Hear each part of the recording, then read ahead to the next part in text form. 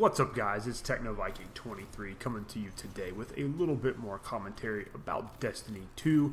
And today I actually wanted to talk about another sort of glaring problem I've had with the game, with the campaign specifically, as I've been playing through Destiny 2. Now, the other day I posted a video about how the game is just way too easy compared to most games in general and to the prior Destiny entry in the franchise. But this is more of an issue as I've gone through the entire campaign now, something I noticed that really kind of broke the immersion and really made the campaign not quite as good as it seems to have been hyped up to be. I see so many people talking about how great this campaign is for Bungie, but I feel like it's better than Destiny's campaign, but that's really not saying much. It's not really that hard to improve upon what was pretty much terrible in the first place. But overall, there are some improvements, but the story is kind of ruined by one simple fact, and that seems to be the fact that your Guardian is mute and can't say a darn thing.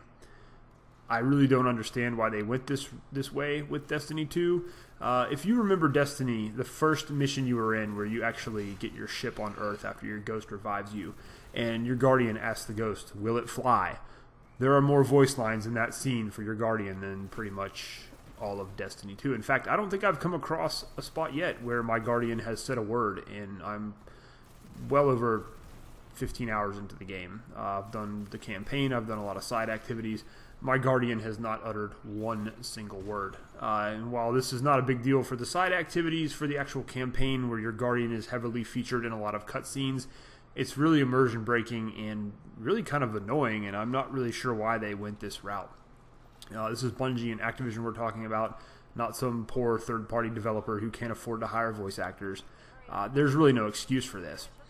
So there's several cutscenes, especially where things get kind of emotional between the Guardians and between the Vanguard and other characters. There's a scene very early on in the game where you're in the European Dead Zone and you're helping Hawthorne out with something, and you make mention, or your ghost mentions, that you're actually going to be heading out to try to find the Vanguard, and you're still going to try to save the city. And things get kind of heated for a moment. They get a little emotional, and she's talking about how you need to be staying there to protect the refugees and all this other stuff. And it would be a great character moment to have some conversation and to develop your Guardian's narrative and just bring you into the story. But you just stand there with a dumb, blank look on your face the whole entire time. Your ghost says some cheesy dialogue, but there's just really no interaction there with your character. And this is one of the big problems they had in Destiny, was just the character development, the narrative, making you feel like you are part of the world.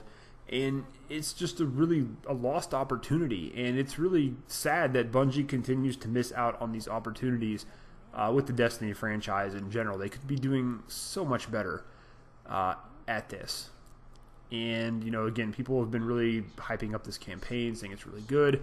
I still think it pales in comparison to any of the Halo campaigns that Bungie did back in the day.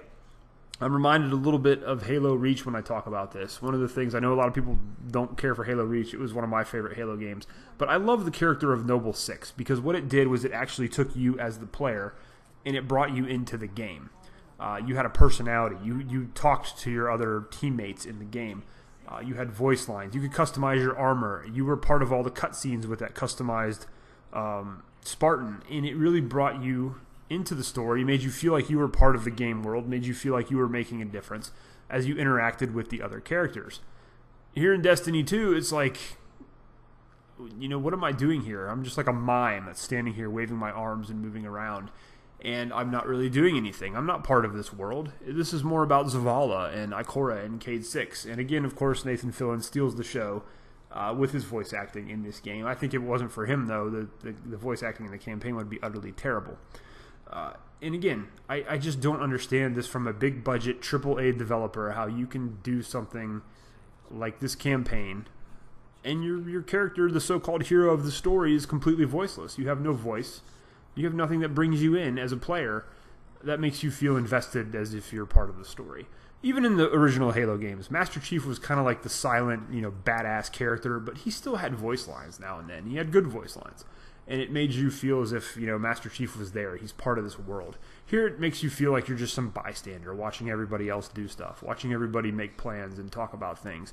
And you know, as a narrative fan, as someone who likes games like the Mass Effect series, even Call of Duty does a much better job of bringing your main character into the campaign. Going back to the Modern Warfare series, Modern Warfare 2 and 3, there was some really, really good character development in those games, even for the character you were playing at the time. And for a game like Destiny, where you actually create your character and you customize them with various armor and shaders and kind of make it your character, even though that's a little bit more difficult in this game than other games that let you create characters, it's still supposed to be your character going through. You're supposed to be the focus of the story. You're the hero. You're the one saving everybody. You're the one saving the universe. But like I said, the whole time it just feels like everybody else is being pumped up. You know, there's more development for the speaker and for the bad guy and for the other members of the Vanguard, while you just kind of sit there and watch and nod your head awkwardly every once in a while. So big missed opportunity, I think, here for Bungie. Again, they just seem to not be able to grasp the fact that some people do want to enjoy the narrative, do want to enjoy the story, and be part of something bigger when it comes to the sci-fi aspect of Destiny. But I don't think we're ever going to see this improved. I think, honestly, going back to the first Destiny, I think the Taken King was probably the only time they've done a pretty good job with telling the story, and that only lasted for a little bit of that campaign. The same problems are here in Destiny 2. The campaign starts off fairly good with a pretty good bang, with a good stage and some good cutscenes, but it falters throughout the middle, ends on a high note, but overall is very, very weak in my opinion. But I'll talk about that more in my major Destiny video. As always, guys, I hope you have enjoyed the video. Leave your comments down below and let me know what you thought of the campaign and the Silent Guardian. As always, thank you for watching. Hope you guys are having a great day, and I will see you again next time.